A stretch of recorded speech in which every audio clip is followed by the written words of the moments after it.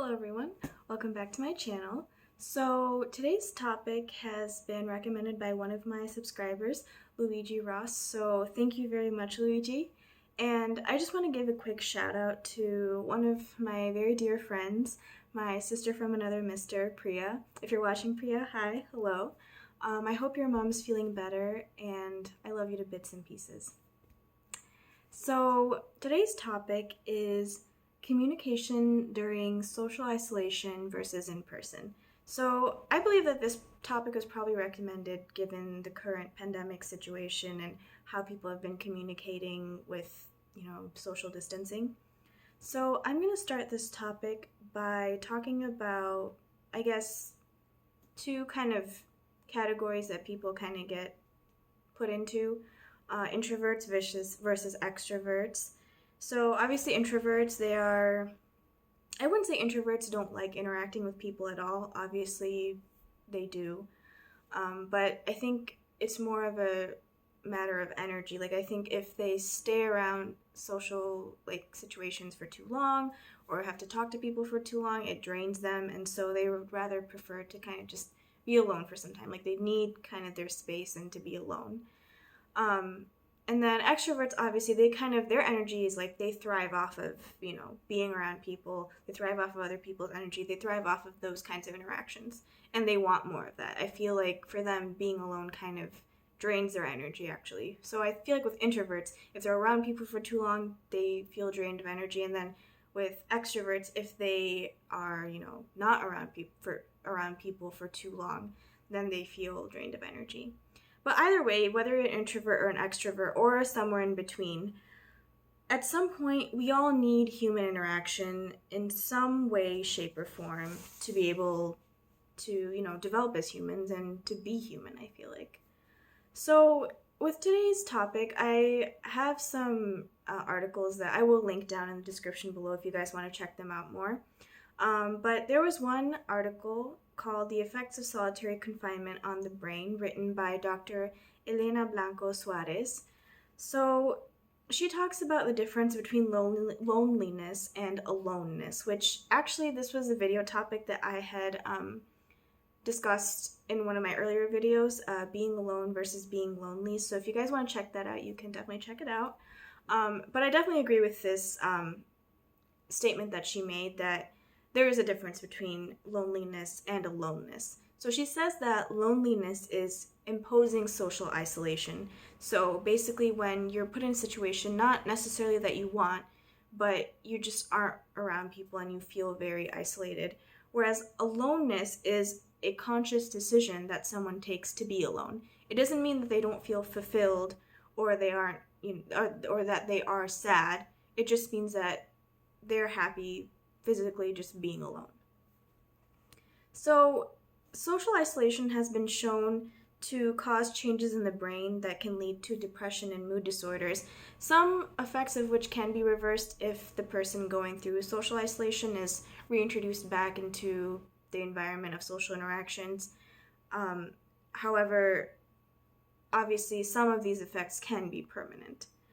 So in the article, she talks about a study done with an ex-inmate, Robert King, who was in solitary confinement for 29 years. So for those of you that don't know what solitary confinement is, it's basically when a prisoner is basically shut in a very small cramped room. They don't have access to even a window sometimes, and they just have to spend that time in there alone. No interactions, or very minimal human interaction. So once he left that situation for 29 years, he actually couldn't recognize certain facial features properly anymore because he hadn't seen a human face for such a long time. And his sense of direction was even messed up. Like when he went back to his hometown, he couldn't even remember where's this part of my city? Where's that part of my city?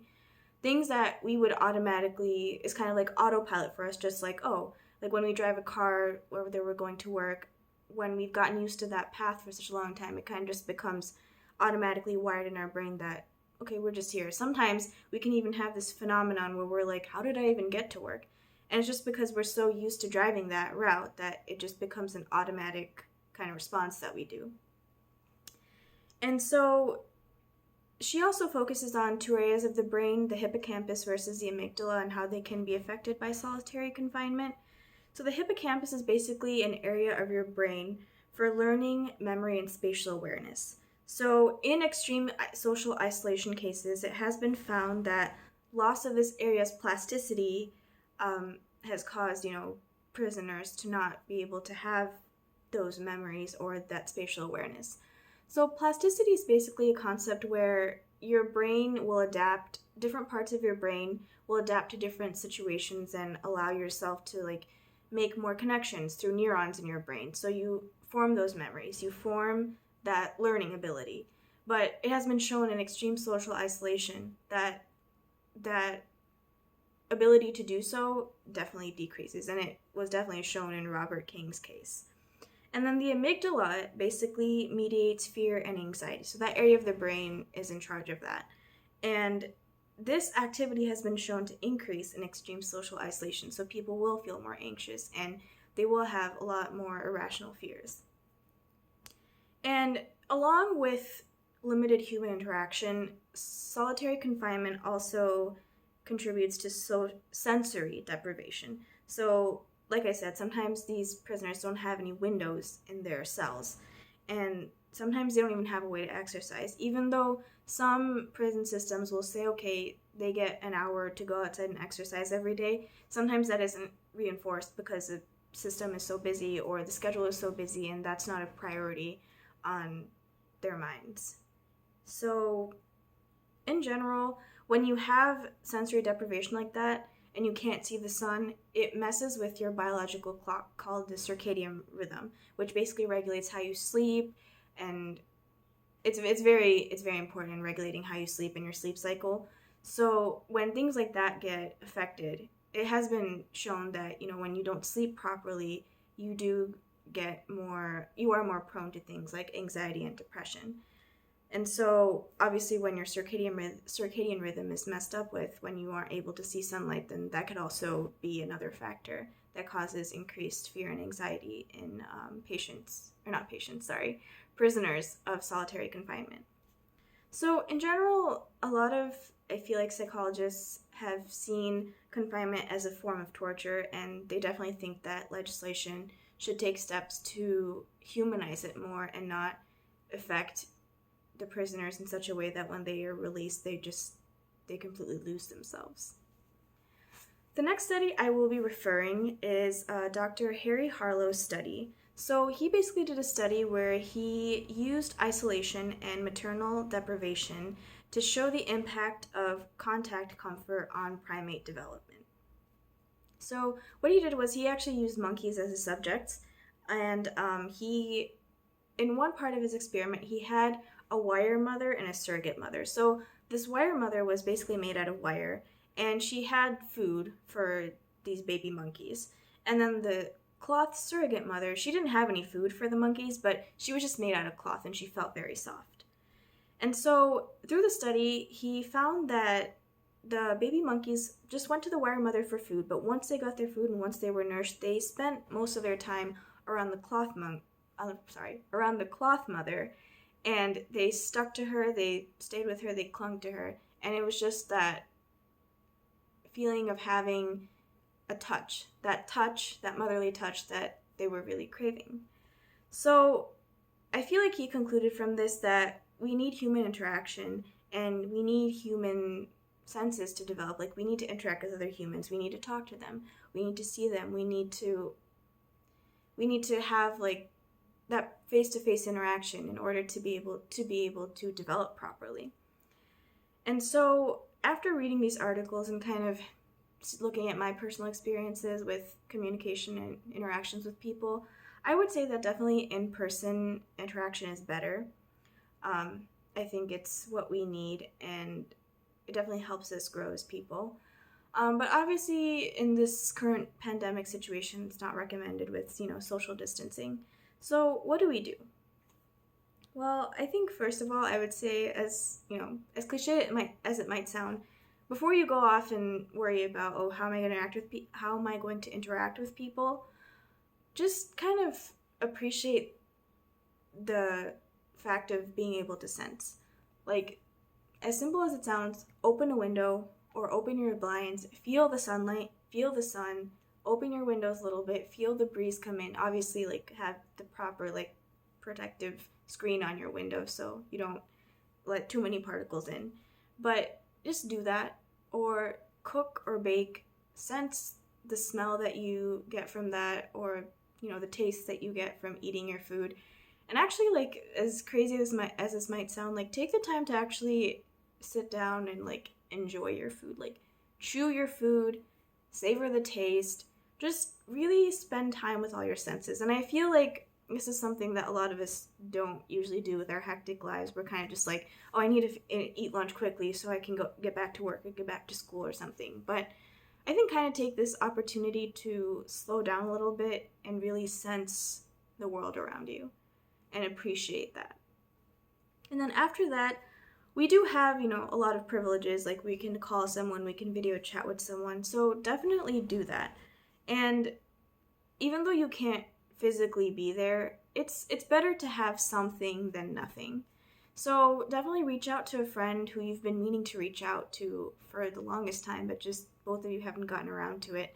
Schedule time to talk to each other and actually engage in a conversation. I feel like, everyone, they always ask each other, hi, how are you doing? Like, yeah, that's typical, but really engage in a conversation, pick a topic that you guys are both passionate about, or even, like, obviously not to a fault, but you guys can even disagree on something and have an actual, like, discussion about it. And don't bash each other, but, just talk about things, have a discussion. I feel like that can really open your eyes more and open your mind more, especially when you always feel cooped up in this, pandemic scenario and you're like, I have no one to talk to, I'm not engaging my mind. You would be surprised how much in just a regular conversation can make you feel refreshed. And then I would say, like, obviously, you can still text your friends, but try to do this. I think even if you are more of an introverted person and you feel like, oh, it's not necessary, just try it. Just maybe step a little bit outside of your comfort zone and try it. I hope you don't regret it, but I definitely don't think you will. And then, while we also need human interaction, I think this is also a good time to learn how to value your own company. So you don't always have to constantly tell everyone what you're up to and what you're doing. And I think this is geared a little bit more towards my extroverted viewers. And it's nice, obviously every once in a while it's nice to be like, oh, I'm doing this or I'm doing that, to let the people you care about and the people that care about you in the loop that's your life. But you don't always constantly have to post everything or say everything to social media all the time, I feel like. Try to learn a new skill for yourself. Don't learn a new skill just for the sake of being able to post it on Instagram or Twitter or Facebook, but explore new things for yourself. Really reach into what you want to do, where you want to go, what you want to achieve and explore, and do that for yourself. Do that as like a favor to yourself, and not just for the sake of social media. And for me, if this helps anyone, I guess during this pandemic situation, like, I'm still working and I'm still, doing my day-to-day routine, I guess. But I personally like to engage myself through music and dance. I am a very artistic person, and when I feel kind of like in a rut, whether it's anything in life, whether it's from work or whether it was from school or anything, music and dance was kind of my outlet to get myself out of the rut, to be able to engage a side of my brain that I haven't engaged in a while. So do those things for yourself. Do something that's different, and do something where you can really kind of call it your own. And no one is like there to judge you as like, oh, you're a bad singer, you're a bad dancer, but just do it for yourself and use it to center yourself again, to really refresh your mind and be able to really appreciate everything around you. And I think also what helps me is kind of revisiting my childhood, like whether it's through photos or old dance videos, or even just talking to my parents and asking them, like, what was I like as a child? What did you guys experience with me as a child? I feel like that kind of nostalgia is really helpful because it's kind of like discovering a new friend. I feel like we forget a lot about our childhood and we're just kind of like, it still comes up every once in a while and we think about it, but in a way, to me, discovering what I was like as a child it kind of for me is like, oh wow, like I have another friend that I didn't know about. As crazy as that might sound, it's kind of like discovering a new person and getting to learn about a new person. And kind of like you're getting to catch up with a long lost friend. And I think for me also another very important aspect of being able to handle this pandemic situation is practicing gratitude. Um, and that again, that's like you can practice it through just kind of thinking and talking to other people, seeing what their situation is like, and maybe just helping each other through these tough times.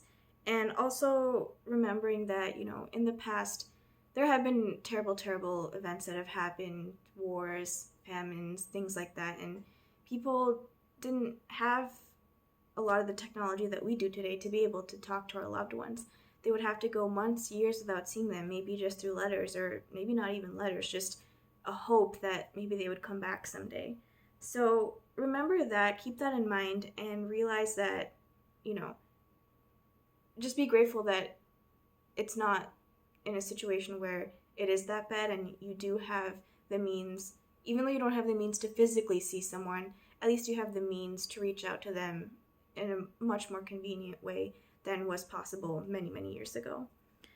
And I think also, last but not least, I want to say that I think during this time, and any time in your life, but I think especially during this time, it's really nice to have a sense of community, to feel like you're a part of something bigger, because we as humans, we are all only specks in the enormous thing that is the universe. And even this pandemic event, it is shaken our world. I'm not gonna lie, it's definitely shaken our world.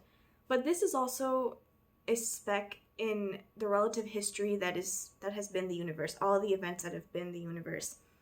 And I think if we think of it from that perspective, we it also helps us practice gratitude and realize that this isn't forever, and we can help this not be forever by being there for each other and spreading awareness about causes and issues that are going on right now. And in relation to being a part of something bigger, I do have a very close friend of mine who he's part of this movement called Masks for All, and he has a Discord server, so I will link that below. If you guys are interested in joining this community and, again, being a part of something bigger, then please do join. We would all appreciate it, he would appreciate it, and it's a wonderful community of people. And I promise you're going to make amazing friends, and we'll get to discuss issues and be a part of something bigger. So please do check out the Discord server. I will have it linked below. And yeah, we would love to have you as a part of this community. So I hope my message helped you guys, and if you liked it, please do like, share, comment, and do subscribe, and I'll see you all very soon. Take care, everyone. Bye.